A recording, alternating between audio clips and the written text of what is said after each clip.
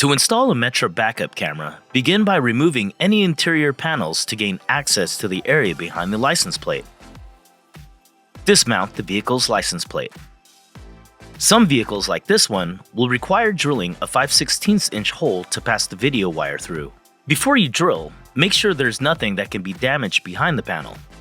Route the wire into the interior.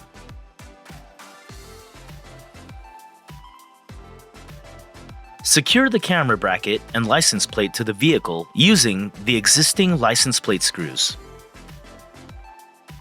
Pull the wires up the tailgate and into the vehicle's grommet or boot, and out into the vehicle's interior. It is recommended to run the wire through the headliner on SUVs, vans, and wagons. On sedans, it's okay to run the wire through the trunk and along the floor to the radio. Reinstall the tailgate's interior panels, securing any clips and screws on the panels. Now that the wires are in the interior's roof, use a pry tool to remove any trims on the D, C, B, and A pillars of the vehicle. It may be necessary to pull the door seals back to tuck the wire into the headliner as you move forward into the vehicle towards the aftermarket radio. Reinstall trim panels as you progress on the vehicle.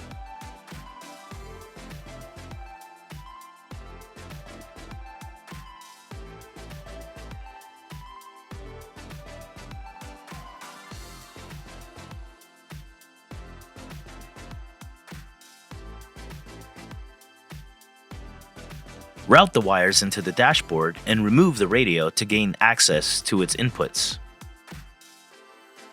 Connect the red wire to the radio's reverse wire and connect the RCA to the camera input.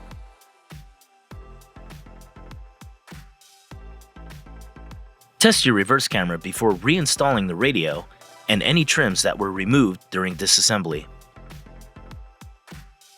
Let's go ahead and take a look at the final product, a sharp, clear, and safe image.